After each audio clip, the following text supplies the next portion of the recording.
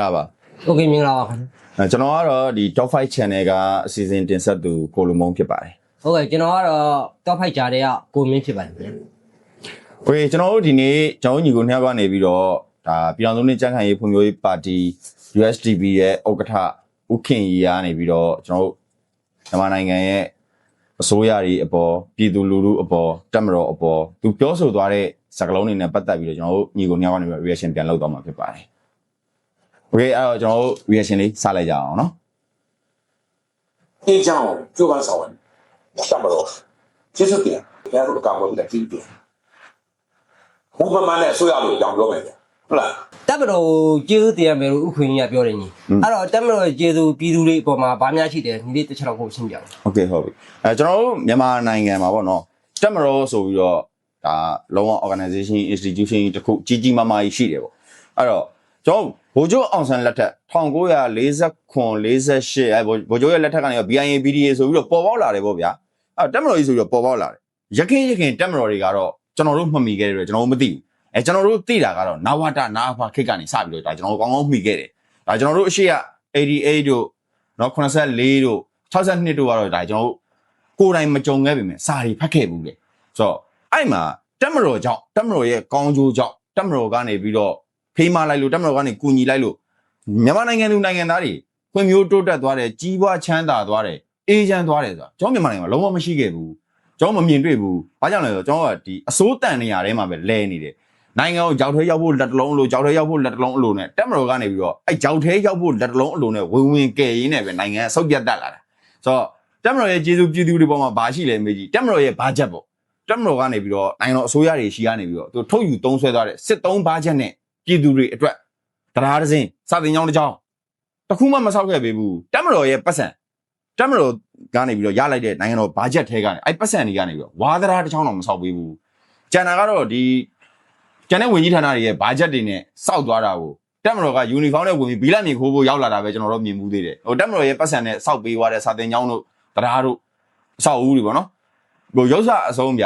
ြဟိုပြည်သူတွေအတွက်အများသုံးဖို့စာကြီးတိုက်တစ်ခုဆိုပြီးတော့တက်မတော်ကနေစောက်ပေးထားတော့ကျွန်တော်မမြင်ဘူးတက်တွင်းစာကြီးတိုက်ပဲလောက်သွားတာသူတို့မိသားစုသူတို့တက်အတိုင်းဝိုင်းအတွက်လောက်သွားတာပဲကျွန်တော်မြင်မှုတယ်ပြည်သူလူထုအတွက်တီးတန်းမှာဆိုပြီးတော့တက်မတော်လောက်ပေးသွားတာတော့ကျွန်တော်မမြင်ဘူးသေးပါဘူးကျွန်တော်ငယ်ငယ်ကကြားဘူးတယ်ပေါ့လူကြီးသူမတွေတွေ့ကြတာတကြီးဖေးရွာသားကောင်းမှုဒါပဲအဲ့ဒါအမှန်ပဲနော်โอเคကျွန်တော်ညီကိုလေးဆက်ပြီးတော့ကြည့်လိုက်ရအောင်နော်干活的这一点，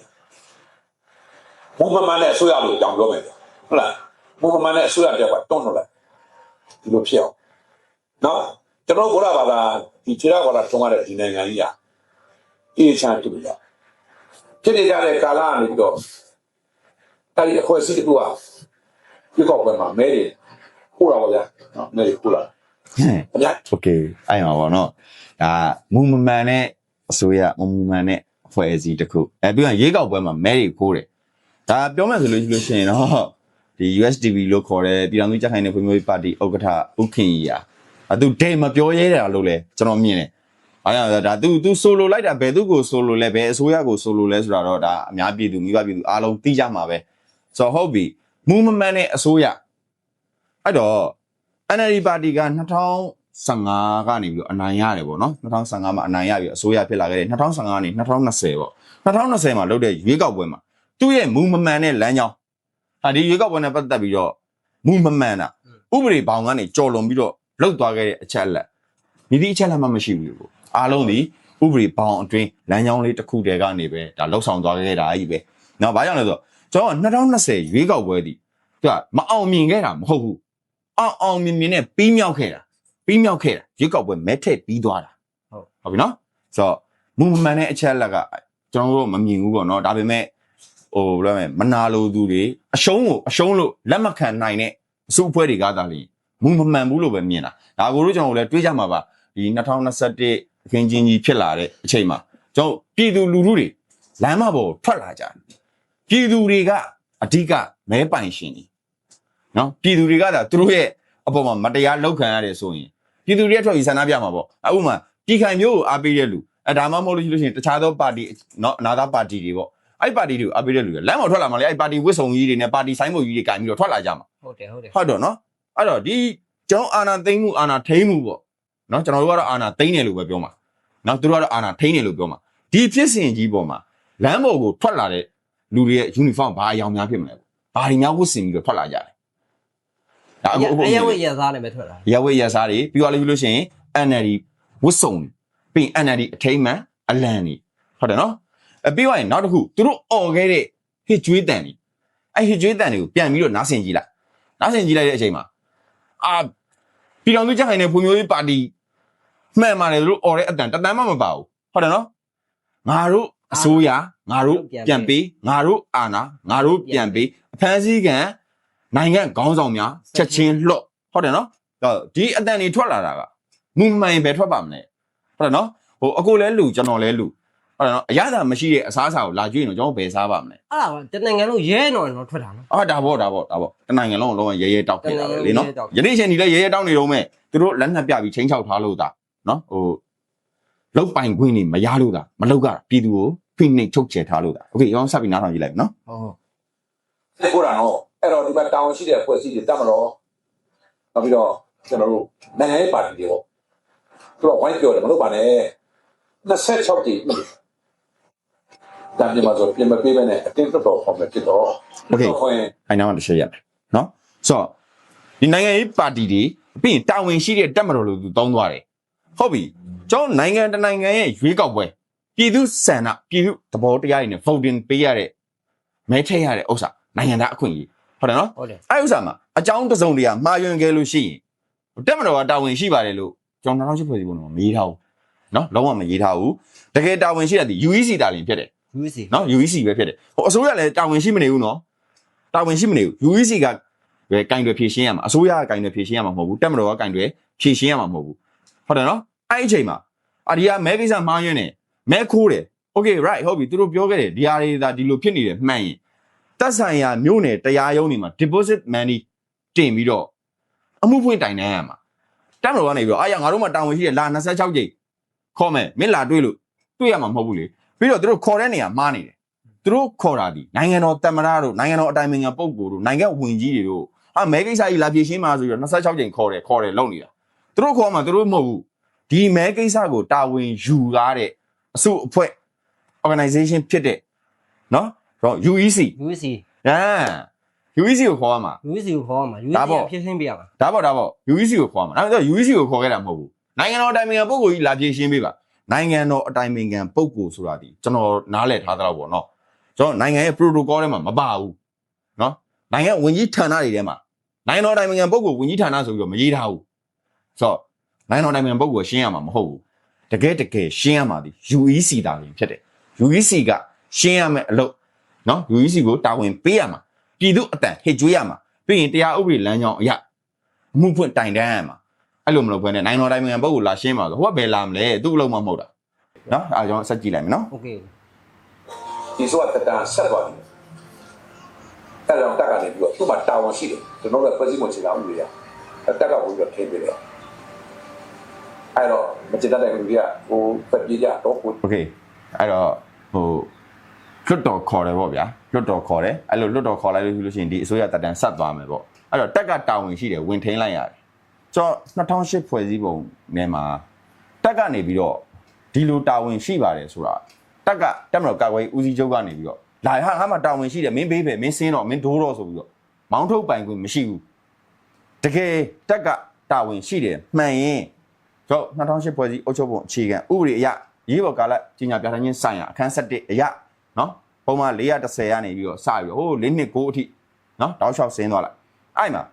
နိုင်ငံတနိုင်ငံမှာစူပူအောင်ကြတာတို့နိုင်ငံရဲ့အချုပ်အခြာအာဏာကိုမတရားသောနည်းဖြင့်လူယူတာတို့ဖြစ်လာရင်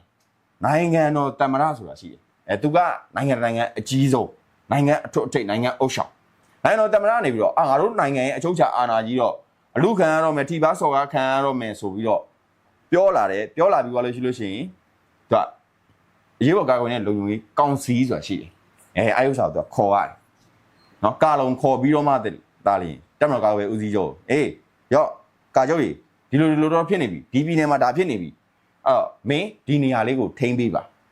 အဲ့လိုခိုင်းမှသာလင်းတက်မတော်ကတာဝန်ရှိတာမခိုင်းမဲလုပ်လို့မရဘူးအဓိကဘာလဲဆိုလို့ရှိရင်ကျွန်တော်နိုင်ငံမှာလက်ရှိဖြစ်ပျက်သွားတဲ့အဖြစ်အပျက်ကချန်တချန်ရဲ့ security တက်မလို့ဆိုတာလုံခြုံရေးပဲ လုံခြုံရေး နော်ခြံရဲ့လုံခြုံရေးကဖျားကန်းမှာဖျားပန်းဦးအင်ရှင်မသိပဲတက်လဲတယ်လို့မျိုးဖြစ်နေနော်အင်ရှင်ကိုအတိမပေးပဲနဲ့သူကခြံလုံခြုံရေးပြခြံရဲ့လုံခြုံရေးကိုပဲတာဝန်ယူရတာအိမ်အတွင်းထဲမှာရှိတဲ့မိသားစုပြဿနာမိသားစုတယောက်တုံးတဲ့လူမကြေလည်မှုတွေမကျေနပ်မှုတွေကိုအိမ်တော်ဦးစီးကရှင်းရမှာအိမ်တော်ဦးစီးထက်ကြော်လွန်ပြီးတော့ခြံဆောင်ကသွားရှင်းတဲ့ပြဿနာဖြစ်နေတာကျွန်တော်နိုင်ငံမှာပေါ့နော်ခြံဆောင်နေရမနေတာတကယ်တော့စစ်တပ်ဆိုတာခြံဆောင်မယ်နိုင်ငံတနိုင်ငံရဲ့ခြံဆောင်နေဆက်စီးကိုစောင့်အောင်โอเคကျွန်တော်ဆက်ပြီးနားထောင်ကြည့်မယ်နော် ဒါပါညာအခုလိုအပြင်ပြန်ဖြစ်တဲ့ကာလကိုဒီတိုင်းဆက်သွားရင်ကောင်းလားကောင်းမလားကောင်းမစားရတာကောင်းလားကဲကောင်းမရတာကောင်းမလားတော့ကနေစားပါတာကောင်းသလားလာတာရခွဲမရတော့ခွဲဒီကောင်ကကြောက်တော့ခွဲနေကြတာကောင်းမလားအဲ့ဒါကတော့ဒီမှာခွဲချင်မှာခွဲပါတကယ်နေရာမှာခလေးကြောင်းတက်ရအောင်ဟုတ်တယ်မလားကြောင်းနေပိတ်ထားတယ်အခုကြောင်းမဲတို့တီဘောတို့တမလို့ပြန်သိနေမိဆိုသွားတယ်သူတို့ကြောင်းနေရှိတော့ကြောင်းโอเคဒါပါတီတစ်ခုဆိုတာနိုင်ငံတနိုင်ငံရဲ့ဗဟိုချက်ပေါ့သူဘာဖြစ်လို့လဲဆိုရင်သူကလက်ဝဲလက်ရရိမ့်လို့မရအောင်ဟာနိုင်ငံကိုအရှိကိုဥဆောင်ရမယ်လူတွေဥဆောင်ဖို့အတွက်ငါတို့ကစွမ်းဆောင်ရည်ရှိပါတယ် ability ရှိပါတယ်ပေါ့ငါတို့ဒီနိုင်ငံကြီးကိုကောင်းမွန်အောင်လုပ်နိုင်ပါတယ်သူတို့ကလက်ဝဲလက်ရရိမ့်လို့မရအောင်လက်ဝဲဘက်ကိုလည်းသွားလို့မရတယ်လို့လက်ရဘက်ကိုလည်းသွားလို့မရအောင်ကျွန်တော်ကဗုဒ္ဓဘာသာနိုင်ငံဖြစ်တဲ့အတွက်မျက်စိမှပြိပရာအလေအလက်ကနေပြီးတော့တမာတမတ်ကြကြနဲ့ဒါပြောဆိုရတယ်လောက်ကင်ရတယ်ဒါမှသာလျှင်သူကဟိုဘယ်လိုပြောမလဲနိုင်ငံခေါင်းဆောင်ကောင်းတွေပေါ်ထွန်းလာမှာဆိုတော့အဲ့တော့အခုသူပြောသွားတယ်နော်ဟိုမင်းတို့တွေကောင်းကောင်းအိတ်ကလားကောင်းကောင်းစားရလားဟုတ်လားတာခွဲမရတခွဲတွေတာတခွဲမရတခွဲတွေနေထိုင်ရတယ်ဆိုတော့ဟုတ်ပြီကျောင်းနိုင်ငံဒီအဖြစ်ပြက်ကြီးဖြစ်ပြက်လာတဲ့ဥစ္စာမှာ PDF အကြောင်းတာတခွဲမရတခွဲဖြစ်သွားတာလား PDF အကြောင်းကောင်းကောင်းမအိတ်ကြတာလားဒါမှမဟုတ်တက်မတော်ကြောင့်ကောင်းကောင်းမအိတ်ကြတာလားကောင်းကောင်းမစားရတာလား တက်မလို့ကြောင်လေ တက်မတော်ကြောင့်ပေါ့နော်ဘာကြောင့်လဲဆိုရင်ဟိုသူတို့အဲ့လိုကြံပြောတယ်မင်းတို့ PDF တွေရှိနေလို့ PDF မရှိတဲ့မျိုးနယ်တွေကျောင်းမြန်မာနိုင်ငံမှာအများကြီးရှိတယ်နော်ဟိုရန်ကုန် PDF မရှိဘူးနေပြီးတော့ PDF မရှိဘူးဟာဆိုတော့အဲ့လိုနေရာမျိုးတွေမှာတော့ကောင်းကောင်းအိတ်ချင်းကောင်းကောင်းစားချင်းအလောက်ကန်အခွင့်အလမ်းဘာတစ်ခုမှမကောင်းဘူးကိုဟုတ်တယ်နော်ကျောင်းနိုင်ငံရဲ့စုပ်ပြတ်တက်နေလုံးဝဟိုချွတ်ချုံကြတဲ့အဆင့်ထိရောက်သွားအောင်ဆွဲချသွားတာကျွန်တော်ကတော့တက်မတော်လို့ပဲမြင်တယ်အာနာကသူတို့ပဲစားထဲမှာဖြစ်နေဒါပေါ့နော်ဟိုရုပ်စာအဆုံးဗျာကိုအိုးကိုအိမ်မှာကိုဒီနိုင်ငံသားစစ်စစ်ကောင်းကောင်းမွန်မွန်အိတ်နေပါလေးရနဲ့ခြံအောင်တင်းဆွဲလန်အင်ရှိထွက်ခဲ့ဆိုပြီးတော့တကောင်စင်းစစ်တာဒါလူပါဝါတာလေအိမ်တအိမ်ရဲ့ပိုင်ဆိုင်မှုသူ့မှာရှိပြီးသားအင်ရှင်နေမှာရှိပြီးသားကျွန်တော်နိုင်ငံသူနိုင်ငံသားတွေနော်နိုင်ငံသူနိုင်ငံသားတွေဟုတ်တယ်ကိုအိုးကိုအိမ်ကိုခြံနေနေကြတယ်ကိုတကောင်စင်းနဲ့ကိုနေကြတယ်နိုင်ငံသားစစ်စစ်ကပ်ပြားတွေကင်ထားကြဟုတ်ပြီနော်ကိုယ့်ရဲ့ပိုင်ဆိုင်မှုပိုင်တဲ့ထဲကိုနိုင်ငံရဲ့အစီအပါဖြစ်တဲ့နိုင်ငံရဲ့လုံခြုံရေးခြံဆောင် security ဖြစ်တဲ့ကောင်းတွေကလက်နက်ကြီးတကားကားနဲ့ရောက်လာပြီးတော့ဟာမင်းတို့ထွက်လာခဲ့မင်းတို့တကောင်စင်းယူလာခဲ့မင်းတို့ဘယ်နေရောက်ရှိလဲတချို့နေရာတချို့ဒေသတွေဆိုလို့ရှိရင်အိမ်ပေါ်အထီကိုတက်ပြီးတော့ခြံအောင်ဆွဲလန်တဲ့အဆင့်အထိတွေဖြစ်ခဲ့တကယ်တော့သူတို့ကလုံခြုံရေးတွေကျွန်တော်တို့ရဲ့ခိုင်းဘက်တွေဟာကျွန်တော်တို့ကငါတို့ဒါမလို့ချင်းဘူးငါတို့ဒီနေရာမှာအန်ရဖြစ်မယ်မင်းတို့ကာကွယ်ဆိုရင်သူတို့ကကာကွယ်ဘာကြောင့်လဲဆိုရင်သူတို့ရဲ့လောက်ခလာစာရိတ်ခအားလုံးကြီး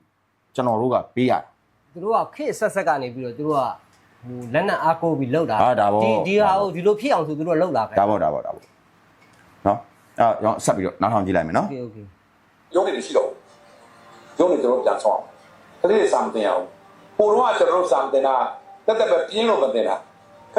နော်နေထဲမှာဝါဒနာပါလို့မတင်တာတိုးတော်လည်းအဖေကအမျော်မြင်ရှိပြီးတော့တောင်းထားပြီးတော့ကျွန်တော်စာတင်ခွင့်ရခဲ့အခုကလည်းတော့ကလေးတွေစာတင်ခြင်းနဲ့တင်ခွင့်မြောက်ဖြစ်စီခဲ့โอเคကလေးတွေစာတင်လျက်နဲ့တင်ခွင့်မရအောင်ဖြတ်စည်းခဲ့တယ်โอเคဟုတ်ပြီကိုအဲ့တော့ကျွန်တော်မြန်မာနိုင်ငံမှာလက်ရှိစာတင်ကျောင်းတွေအများစုကို PDF တွေကမီးရှို့လို့ပြတ်စည်းသွားတာလားဒါမှမဟုတ်စကားစားလို့ခေါ်တဲ့စစ်ကွေးတွေကလေရင်နဲ့ဘုံကျဲလို့ပြတ်စည်းသွားတာလေရင်နဲ့ဘုံကျဲတယ်လေလေရင်နဲ့ဘုံကျဲတာနော်ဓာတ်တွေကိုမီးရှို့ခဲ့တယ်ဓာတ်တွေကိုမီးရှို့တယ်လေရင်နဲ့ဘုံကျဲတယ်ကလေးတွေဆိုတော့ခုလေတန်ကြရင်ပြေးနေရတယ်ဒါပေါ့ကျွန်တော်တို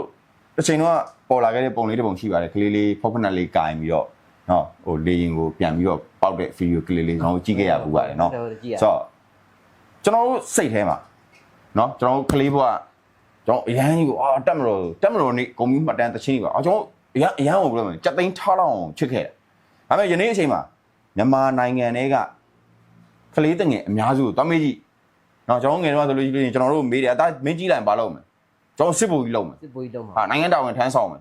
နော်အမေသားကောင်းဖြစ်ကြမယ်အဖေသားကောင်းဖြစ်ရမယ်နော်အဖေအမေချစ်တဲ့အဖေတူသားဖြစ်ကိုဖြစ်ကြမယ်ဆိုတော့ပုံစံမျိုးတွေကျွန်တော်အရန်ပြောခဲ့ကြတာနော်အရန်လဲဟိုအဲ့ဘဝကြီးကိုရောက်ချင်ခဲ့ကြတာဒါပေမဲ့ယနေ့ကလေးတွေကိုသွားမေးကြည့်တားကြီးလိုက်ရင်ဘာလုပ်မလဲဆိုရင်အဲ့တက်မတော်ကြီးကိုအမြင့်ဖြုတ်တဲ့ကောင်လုံးမလို့ပြောမှာကိုယုံလားအဲ့ဒါ ကိုတော့ကတော့သူတို့ဒီဟာကိုရိုက်သွင်းခဲ့တော့ဒီစစ်သားတွေကကောင်းကန်းတွေကိုတားရိုက်ပြန်ကောင်းကန်းတွေတားရိုက် ဒါပေါ့နော်ဆိုတော့ကျွန်တော်နိုင်ငံမှာတော့နိုင်ငံရေးဥတီချက်တွေရှိတယ်နော်တို့တာဝန်အရေးသုံးပါဟာအရန်အရေးကြီးတာတက်မတော်တဖွားဖွားပြောတာအခုလက်ရှိကာချုပ်နော်ဘာဘူးရေးလေပြောတာတို့တာဝန်အရေးသုံးပါတို့တာဝန်အရေးသုံးပါဆောက်ရန်ပြောတာနော်ပြီးခိုင်မျိုးတက်ကနေပြီးတော့ဟိုစစ်ယူနီဖောင်းလေးကိုဘေးနားမှာပုံပြမှာပြီးရင်ចောင်းသားတွေရဲ့အဖြူအစိမ်းအယောင်တူကိုခိုးချအဲ့ပါတီကလည်းအရန်ပြောတာတို့တာဝန်အရေးသုံးပါတို့တာဝန်အရေးသုံးပါโอเคဟုတ်ပြီကျွန်တော်တစ်ခုချင်းစီအခုရှင်းပြနော်ကျွန်တော်ဒီနားထောင်နေတဲ့ကျွန်တော်ညီကိုမောင်နှမတွေလည်းနားလဲသွားတို့တာဝန်အရေးသုံးပါအရန်လှတာဗျအရန်တန်ဖိုးထားဖို့ကောင်းတာနော်နံပါတ်1ပြည်တော်စုမပြိုကွဲရေးတို့အရေးဟုတ်ပြီကျွန်တော်မြန်မာနိုင်ငံကြီးပေါ့နော် area stream မိုင်ပေါင်း2,600,000ကျော်ကျယ်ဝန်းတဲ့ကျွန်တော်မြန်မာနိုင်ငံကြီးအဲ့မှာပြည်တော်စုပြည်နယ်တွေအားလုံးစုထားတယ်နော်စုထားပြီးတော့နိုင်ငံ the union of Myanmar ဆိုပြီးတော့နိုင်ငံကြီးပေါ်လာတာပြည်တော်စုမြန်မာနိုင်ငံတော်ကြီးဆိုပေါ်လာတာဆိုတော့ပြည်တော်စုမပြိုကွဲရေးဟာအရန်လှတာဒါပေမဲ့ကျွန်တော်တို့နိုင်ငံအတွင်းကပြည်တော်စုကိုဖြိုခွဲခဲ့တာညီသည့်နိုင်ငံရေးတမမမဟုတ်ဘူးညီသည့်ပါတီမှမဟုတ်ဘူးညီသည့်တိုင်းရင်းသားတွေမှမဟုတ်ဘူးတက်မတော့ဘာကြောင့်ဖြိုခွဲခဲ့လဲဆိုတော့ပြောပြမယ်နော်ကျွန်တော်နိုင်ငံထဲမှာဝအခုလက်ရှိအာဏာထိန်းထားပါတယ်လို့ပြောနေတဲ့စစ်တပ်ကြီးကဝါကိုကြောက်တယ်ဝါကိုလုံးဝစစ်မတိုက်ရဲဘူးနော်ဝါကိုကြောက်တယ်နိုင်ငံတနိုင်ငံကိုအချုပ်အခြာအာဏာကိုစစ်တပ်ကလွှဲပြောင်းယူလိုက်ပြီစစ်တပ်ရဲ့စစ်အုပ်ချုပ်မှုကြီးညာလိုက်ပြီဆိုတနိုင်ငံလုံးအတိုင်းတာမြန်မာနိုင်ငံအလံကိုတုံးနေတဲ့နေရာဒေသမှန်သမျှလीစစ်အာဏာတက်ရောက်ကိုရောက်နေရမှာဒါပေမဲ့ဝကိုပိုင်တက်မလို့ရှိတယ်သူတို့စစ်တပ်ကပြောနေတခုတည်းသောလက်နက်ကင်တက်ပြီးစစ်တပ်သားလင်းဖြစ်တယ်ဝကိုပိုင်စစ်တပ်ရှိတယ်ကိုပိုင်စစ်လီရင်ရှိတယ်ကိုပိုင်စစ်တင်တန်းကြောင်းရှိတယ်ဟာကိုပိုင်ငွေကြေးသုံးဆွဲနေတယ်နော်ဝကကိုပိုင်ငွေကြေးတော့ဝပတ်စံဆိုပြီးတော့မထွက်လာဘူးပေါ့ဒါပေမဲ့ဝပြည်နယ်တွေကိုသွားလိုက်ကျွန်တော်မြန်မာကြောက်နေသုံးလို့မရတရုတ်ပတ်စံပဲသုံးတာဟာအဲ့တော့ပြည်တော်စုမပြိုခွဲရေးဆိုပြီးပြည်တော်စုကပြိုခွဲသွားအောင်လုပ်ထားတာဘဲကောင်းလဲဒီဝါတွေကိုဘယ်သူပေးလိုက်တာလဲသူတို့ပဲပေးဒါပဲရှင်းလေးနော်အခုရှင်းလေးပဲနော်ပြီးသွားရင်နံပါတ်2ချက်ဖြစ်တဲ့တိုင်းရင်းသားစီးလုံးညီညွတ်မှုမပြိုခွဲရေးတို့ရေးဟောအရန်လာတာဗျစကလုံးလေးရန်ကြီးကိုရင်ထဲရောက်တာဒါပေမဲ့ကျွန်တော်ပြပြမယ်ကျွန်တော်တို့နိုင်ငံမှာတက်မတော်နေလို့တတ်မှတ်ထားတာဒီမတ်လ29ရက်နေ့ဒါတက်မတော်နေဆိုတာဟိုဦးနေဝင်းလက်ထက်မှာပြောင်းသွားတာနော်ငကိုတုံးကတော်လန်ရေးနေ့နော်ဘာကြောင့်တိုင်းရင်းသားညီကိုမောင်နှမတွေအားလုံးကျွန်တော်ကိုလိုနီဘဝကနေပြီးတော့ကိုလိုနီလက်အောက်ဂျပန်လက်အောက်ဒီဖက်ဆက်လက်အောက်တွေကနေပြီးတော့လွတ်မြောက်သွားအောင်စူးစမ်းခဲ့တဲ့နေ့မို့လို့နော်မတ်လ29ရက်နေ့ကိုတော်လန်ရေးနေ့လို့တတ်မှတ်တာဒါမှစစ်တပ်ကဘယ်လောက်လူပါဝါလဲဆိုလို့ရှိရင်တိုင်းရင်းသားပြည်သူလူထုတွေအကုန်ပါဝင်ခဲ့တာတခဲနဲ့ပါဝင်ခဲ့တာနော်စစ်တပ်တက်တွေကတိုက်ခဲ့တာမဟုတ်ကိုလိုနီကိုနော်အကုန်ပါဝင်ခဲ့တာဆိုတော့အကုန်ပါဝင်ခဲ့တဲ့တိုင်းသားတွေကိုဘေးဖယ်ပလိုက်တယ်ဘေးဖယ်ပြီးတော့တက်မတော်နေဟာမသိရင်တက်မတော်ကြီးတစ်ခုတည်းကပဲလွတ်လပ်ရေးရအောင်လုပ်ပေးခဲ့တယ်လို့နော်အယောင်ဆိုးတာနော်ဆိုတော့အဲ့တော့တက်မတော်နေလို့ပြောင်းလဲ okay right ဒါတစ်ခုထားလိုက်အောင်ပြီးတိုင်းသားစီလုံးညီမှုမပြိုကွဲရေးဟုတ်ပြီကျွန်တော်တို့နိုင်ငံကနှစ်ပေါင်း100သူ့ဂျုံဘဝရောက်ခဲ့တဲ့နိုင်ငံအင်္ဂလိပ်ကလည်းတိုက်တယ်ဂျပန်ကလည်းတိုက်တယ်ဒုတိယချင်းအင်္ဂလိပ်ကပြန်ဝင်တယ်ဆိုတော့အဲ့တော့ဒီအင်္ဂလိပ်တွေကိုတိုက်ခဲ့တဲ့ဥစ္စာကိုကျွန်တော်ဒီတက်မတော်နေမှာပြလို့မရဘူးလားနော်ပြလို့ရတယ်ဒါပေမဲ့တက်မတော်နေရဲ့စစ်ကားအားလုံးကိုကြည့်လိုက်ကရင်ကိုတိုက်တယ်ကချင်ကိုတိုက်တယ်ကရင်နီကိုတိုက်တယ်နော်အဲ့တော့ KIA ကိုတိုက်တယ် KIO ကိုတိုက်တယ် DKB ကိုတိုက်တယ်သူတို့ဒီဥစ္စာတွေကိုပဲရုပ်ရှင်ရိုက်ပြကရင်ကတပုံဖြစ်လိုက်ကချင်ကတပုံဖြစ်လိုက်နော်ပြီးရင်ရခိုင်ကတပုံဖြစ်လိုက်တိုင်းရင်းသားအားလုံးကိုတပုံဖြစ်သွင်းတာနော်ကျောင်းကိုလိုနီကိုတိုက်တဲ့ဟာတွေပြပါလားဟာငါတို့နိုင်ငံဘယ်ကောင်မှမကျူးကျော်အောင်ဆိုတိုင်းသားတွေအားလုံးသွေးစည်းညီညွတ်သွားမှာဟုတ်တယ်နော်အဲ့လိုမဟုတ်ဘဲနဲ့ကရင်ကိုတပုံနေရာမှာထားလိုက်ကချင်ကိုတပုံနေရာမှာထားလိုက်နေဆိုတော့တိုင်းရင်းသားတွေကိုသွေးခွဲပလိုက်တာဗောပြည်မနဲ့ကျွန်တော်ပြည်နယ်တွေနဲ့သွေးခွဲပလိုက်တာလေသွေးခွဲပြစ်တာအဓိကတရခန့်လက်မတော်သွေးနဲ့သွေးခွဲတာဒါဗောအနုနီးနဲ့ဒါကျွန်တော်တို့တွေဘဝဖြစ်နေတာနော်တယောက်နဲ့တယောက်ချစ်ခင်မှုတွေစီးလုံးမှုတွေပြပြသွားအောင်လုပ်ထားတာတက်မတော်နော်ဒါပေမဲ့သူတို့စကပုံရောအရန်လှရနော်တို့တော်ဝင်ရေသုံးမှလာမထိနဲ့โอเคဟုတ်ပြီ နောက်ဆုံးတစ်ချက်ဖြစ်တဲ့အချုပ်အချာအာဏာတည်တံ့ခိုင်မြဲရေးဟာဆောင်းဝမ်းမိုက်တယ်ရင်ထဲကိုထိသွားတယ်နော်အဲ့တော့မိသူရဲ့အချုပ်အချာလဲမိသူရဲ့အာဏာလဲသူတို့တည်တံ့ခိုင်မြဲအောင်လုပ်တာဘ누구ရဲ့အချုပ်အချာလဲဘ누구ရဲ့အာဏာတွေကိုတည်တံ့ခိုင်မြဲအောင်လုပ်တာသူတို့အာဏာသူတို့အာဏာ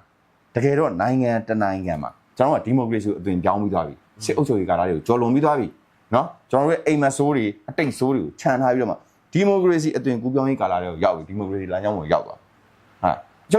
ချုပ်ချာအာဏာတည်တံ့ခိုင်မြဲအောင်စ조사နေကြပြီနော်ဒါပေမဲ့သူတို့တွေကိုလာထိရင်မရဘူးဟာဘာပေါ့နော်ကျွန်တော်ဒီဖွဲ့စည်းအုပ်ချုပ်ပုံနဲ့ဆရာကြီးတစုဖြစ်တဲ့ဒါကျွန်တော်နာမည်တော့ထည့်မလုံးတော့ဘူးပေါ့နော်ဆိုတော့သူကပြောထားဘူးတယ်မင်းတို့ဖွဲ့စည်းပုံကိုသွားမထီနဲ့ပုံမှန်436ကိုသွားမထီနဲ့436ကိုသွားထီလို့ရှိရင် G3 ကိုသွားပြီးတော့စိန်ခေါ်နေတယ်လို့ပဲဟာဟော G3 နဲ့ထားပြီးတော့ပေါက်လိုက်ရင်436ကြီးပေါက်သွားမယ်ဆိုတော့အဲ့တော့ဘာလဲကျွန်တော်တို့ရဲ့အချုပ်ချာအာဏာစစ်တပ်နဲ့ပဲတက်ဆိုင်တာလား no စစ်တပ်ဆိုတာကတိုင်းပြည်တပြည်ရဲ့လုံခြုံရေးအစုအဖွဲ့ security အစုအဖွဲ့ကာကွယ်ရေးပဲဒါပဲလုံခြုံရေးနဲ့ကာကွယ်ရေးကိုပဲတောင်းယူရတာနော်ဆိုတော့အဲ့တော့အချုပ်ချာအာဏာစစ်တပ်မဟုတ်ဘူးစစ်တပ်ကအခိုင်ခံတတ်ပဲနေရမှာနော်ကျွန်တော်ပြည်သူရဲ့ဆန္ဒတွေကိုပြောမယ်ပြည်သူတွေစိုးရုံမှုတွေထိတ်လန့်မှုတွေကိုကာကွယ်ပေးရမှာနော်သူကပြည်သူကလာစားနေတာပြည်သူကာကွယ်ပေးရမှာဒါပေါ့နော်ဟိုသူ့ကိုပြန်ကြောက်နေတယ်သူကအလုတ်ရှင်တဲ့အလုတ်သမားနေရာမှားနေတဲ့နိုင်ငံတနိုင်ငံဖြစ်တယ်နော်မပြအဲ့လိုဖြစ်ပြည်သူဆိုတာကတကယ်တော့အလုတ်ရှင်ပါစစ်တပ်ဆိုတာကအလုတ်သမားနော်အဲ့တော့အခုကဘယ်လိုဖြစ်လဲဆိုတော့အလုတ်ရှင်ကအလုတ်သမားကိုပြန်ကြောက်ရမလို့ဖြစ်โอเคဆက်နာထောင်းမယ်ပြီးတော့သွားကြည့်အောင်ကျွန်တော်ဂျမ်ဘက်အန်ဒရဲဆိုတာနိုင်ငံတကာမှာရှိတယ်လားဗျာရှိတယ်နော်ဟုတ်တယ်မလားအဲ့တော့ရှင်းပွားကြီးအင်းချမ်းချမ်းဖြစ်ဖို့အဲ့လိုအင်းချမ်းချမ်းဖြစ်ဖို့ဆိုတာကဘာလဲဖန်တီးနိုင်လဲဝိကောက်ပွဲရဖန်တီးနိုင်တယ်ဟုတ်မလားဝိကောက်ပွဲပဲအခုတမတော်ဆွေရကဒီအခြေအနေရကြောင်ထိန်းလိုက်ရတယ်သို့တော်လည်းသူကဒီလိုအင်းစစ်စစ်ဖြစ်တဲ့အခြေအနေကိုပြန်လဲဖန်တီးပေးတယ်ဒါတော့တမတော်ကြီးကလေးဒီဘက်ကယူစီလိုပါတော့ဝိကောက်ပွဲဆိုရင်ချပြီးဝိကောက်ပွဲဖြစ်တယ်ဆိုတာနဲ့ပြန်တယ်ခုနတောင်းညာလူတို့တဘုံတို့ဘာလို့ညာလို့ဆိုတာကဘေးရောက်သွားပြီပေါ့နော်တရားတို့တတ်ချင်တယ်တတ်လို့ရတယ်တရားတို့လာတတ်လို့ရှိရင်သူဒီတာမန်ကြက်ပဲမဟုတ်တော့နိုင်ငံတကာအကြက်ပဲဖြစ်တယ်โอเคအဲ့ဒီအရာလေးကိုကြိုက်တယ်နော်အဲ့တော့ဟုတ်ပြီကျွန်တော်လည်းအေးချမ်းနေကြတာပေါ့အခုကမအေးချမ်းချင်ဘူးလားအိုးဘယ်လိုပြောရတာနော်အေးချမ်းချင်တာပေါ့နော်ဘာကြောင့်ဟိုကျွန်တော်အေးစစ်စစ်နဲ့ကျွန်တော်ကပြီးတော့ပို့ဆိုးတယ်ဗျဗုဒ္ဓအဆုံးအမနဲ့ရှင်သန်ပြီးတော့နေထိုင်နေတဲ့မြန်မာနိုင်ငံဗျနော်ဆိုတော့အဲ့တော့အရန်အေးချမ်းမှုကိုအရန်မှတ်မောတယ်နော်ကျွန်တော်လည်းအေးချမ်းချင်တာပဲကိုလည်းအေးချမ်းချင်တာပဲအဲ့တော့ခုနကသူပြောသွားတယ်ဟာမင်းတို့မအေးချမ်းချင်တာပေါ့ဗျာနော်ဥခင်ကြီးကျွန်တော်လည်းအေးချမ်းချင်ပါတယ်ဆိုတော့အဲ့တော့ဟုတ်ပြီအကြမ်းဖက်မင်းတို့အကြမ်းဖက်တွေညောင်းနေရောက်သွားတယ်ဒီရွေးကောက်ပွဲကြီးပေါ်လာမယ်အစိုးရတရားပေါ်လာမင်းတို့အကြမ်းဖက်တွေညောင်းနေတေးကြပါတယ်ကိုဒီရွေးကောက်ပွဲကြီးပေါ်မပေါ်စစ်တပ်ကတော့အကြမ်းဖက်ဖြစ်နေတာတေးကြတယ်လုံးဝနော်လုံးဝတေးကြတယ်ဘာကြောင့်လဲဆိုရင်ကျွန်တော် comparison လုပ်ကြည့်အောင်ကျွန်တော်ဗဂရိတည်ရင်အေးချမ်းနေတဲ့နိုင်ငံတနိုင်ငံကိုစူပူမှုတွေလုံဆော်မှုတွေတေးကြည်ပျက်စီးမှုတွေဖြစ်လာအောင်အစဆွဲတဲ့လူအစထုတ်လာတယ်အစပြိုးလာတဲ့အစိုးရကိုပြပါဟေးဆိုကျွန်တော်ကတော့လက်ညှိုးထိုးပလိုက်မှတတ်မှာတက်မတော်ပဲဟုတ်တယ်တက်မတော်ပဲနော်ဟောအဲ့တော့ဟိုကျွန်တော်ငယ်တော့ဟာတာလေးတစ်ခုပေါ့ကွာနော်ငယ်တော့ဒီမီးတက်တွေရဲ့ဆိုင်းဘုတ်ရှိတယ်တော့အဲ့လိုလေးဆိုင်းလက်ညှိုးလေးထိုးတင့်ကြောင့်မီးမလောင်ပါစေနဲ့ကျွန်တော်လည်းတက်မလို့ပြန်ပြီးလက်ညှိုးထိုးမယ်တင့်ကြောင့်နိုင်ငံသူနိုင်ငံသားတွေမျက်ရည်မကျပါစေနဲ့နော်ကျွန်တော်မြန်မာနိုင်ငံရဲ့မျက်ရည်တွေကတက်မလို့ကြောင့်ကျနေတာဟုတ်တယ်နော်တက်မလို့ကြောင့်ကျနေတာကျွန်တော်ဟိုပြောမယ် data တစ်ခုကိုတော့ကြည့်လို့မရဘူးဒီ data တစ်ခုမှာတော့တည်ငြိမ်အေးချမ်းနေပါတယ်ငါတို့တက်မလို့ကြီးကလုတ်ပြီးလို့အရန်ကောင်းနေပါတယ်တော့ပြောလို့မရဘူးမြန်မာနိုင်ငံက area studio မှာ2,600,000ကျော်ကျယ်ဝန်းတဲ့နိုင်ငံနော်အဲ့ထဲမှာမျက်ရည်စက်တွေအများကြီးပဲမျက်ရည်စက်တွေအများကြီးပဲဘယ်သူကြောင့်လဲဟေးလို့သွားမေးကြည့်တက်မလို့ကြောင့်ဒီအစိမ်းအောင်ယူနီဖောင်းဝတ်ထားတဲ့ကောင်တွေကြောင့်သားလေကျွန်တော်နိုင်ငံမျက်ရည်စက်တွေခေတ်အဆက်ဆက်ကြခဲ့ရနော်ဆိုတော့အဲ့တော့နိုင်ငံတကာကိုအကြမ်းဖက်ဖြစ်သွားမယ်လက်ရှိကတော့သိကြပါတယ်နော်ကျွန်တော်ကမ္ဘာကုလသမဂ္ဂပဲဖြစ်စေပြန်တခြားသောနိုင်ငံတွေပေါ့နော်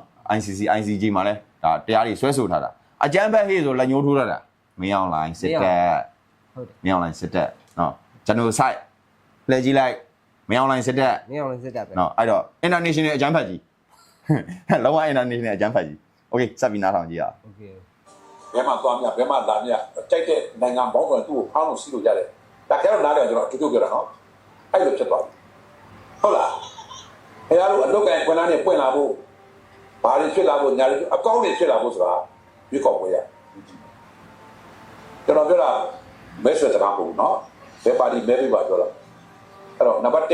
ရွေးကောက်ပွဲကိုဖြစ်မြောက်ဝိုင်းပြီးအားပေးရအဲ့ဒီရွေးကောက်ပွဲကိုလည်းတကယ်တရားပြတာတဲ့ရွေးကောက်ပွဲဖြစ်အောင်နိုင်ငံတော်ကစီစဉ်နေနိုင်ငံတကာကနေတက်တည်တက်ကြရတယ်ပေါ့ပြီးတော့တက်တည်ရှေ့မှာလုပ်ပြအဲ့ဒါရွေးကောက်ပွဲအောင်ပြီးသွားတယ်နိုင်ငံတော်အစိုးရဦးဆောင်ပြီးတော့ โอเคနော်ဟိုနိုင်ငံတကာ sorry ဆိုအဲ့တော့ဟိုနိုင်ငံတကာကနေပြီးတော့တက်တည်တက်ကာရတွေခေါ်ထားမယ်ရွေးကောက်ပွဲကြီးအောင်မြင်အောင်လုပ်ပြမယ်ဆိုဘယ်နိုင်ငံတက်တည်တက်ကာရတရုတ်ကြီးလားအဲ့ဒါရုရှားကြီးလားသူတို့နဲ့ပါတနာဖြစ်တဲ့နိုင်ငံတွေပဲခေါ်ပါလေဟုတ်နော်တခြားသောတကယ်ဒီမိုကရေစီစစ်မှန်တဲ့နိုင်ငံတွေသူတို့ခေါ်နိုင်တဲ့အရေးချင်းမရှိပါဘူးခေါ်လို့လည်းမရပါဘူးမရပါဘူး ဘာကြောင့်လဲဆိုတော့ international အကြမ်းဖက်ကြီးတွေဖြစ်နေလို့ ဟုတ်တယ် နော် international အကြမ်းဖက်ကြီးပြီးသွားလို့ရှိရင်ဟိုနိုင်ငံတော်အစိုးရနေပြီးတော့တရားမျှတတဲ့ရွေးကောက်ပွဲဖြစ်အောင်သိကြပါလေကျွန်တော်အဲ့နိုင်ငံတော်အစိုးရဆိုတဲ့လူကြီးမင်းများကိုလည်းမေးခြင်းတယ်အဲ့ပါတီဥက္ကဋ္ဌလူကြီးမင်းတွေအားလုံးကိုလည်းလိုက်မေးကြည့်ခြင်းတယ်မင်းတို့ပြည်သူတဦးတယောက်ချင်းစီကိုဘာလက်နက်မှမပါပဲနဲ့ရွေးကောက်ပွဲကတရားမျှတလားအခု2025မှာလုံးမဲ့ရွေးကောက်ပွဲကိုမင်းတို့မဲထည့်ခြင်းလားလို့လွတ်လပ်စွာလိုက်မေးကြည့်ပါလားအရေးမယူပါဘူးမဖမ်းဆီးပါဘူးဆိုပြီးတော့မင်းတို့လိုက်မေးကြည့်ပါလားပြည်သူတွေဘာပြောမှန်းလို့ကိုထင်တယ်ဒီရွေးကောက်ပွဲဒီလုံးဝမတရားဘူးလုံးဝမမျှတဘူးလုံးဝမစစ်မှန်ဘူးလို့ဖြေမှာတကယ်လို့အကိုကိုသာမေးလာခဲ့မယ်ဆိုအကိုရောဘယ်လိုဖြေမြင်လဲ အဲ့လိုပဲဖြစ်မှာဟုတ် ဖြေကြရင်နော် သိကြတယ်အဲ့လိုပဲဖြစ်မှာမတရားတဲ့ယူကောက်ပွဲဖြစ်တယ်ဟုတ် โอเคကျေးဇူးပါဒါကျွန်တော်တို့ဒီနေ့ကတော့ဒါ USDP ဥက္ကဋ္ဌဦးခင်ကြီးပြောသွားတဲ့ဥစ္စာလေးပုံမှာဒါကျွန်တော်တို့သုံးသပ်သွားတာပေါ့နော် ဟုတ်ကျေးဇူးပါ အားလုံးပဲမင်္ဂလာပါ မင်္ဂလာပါ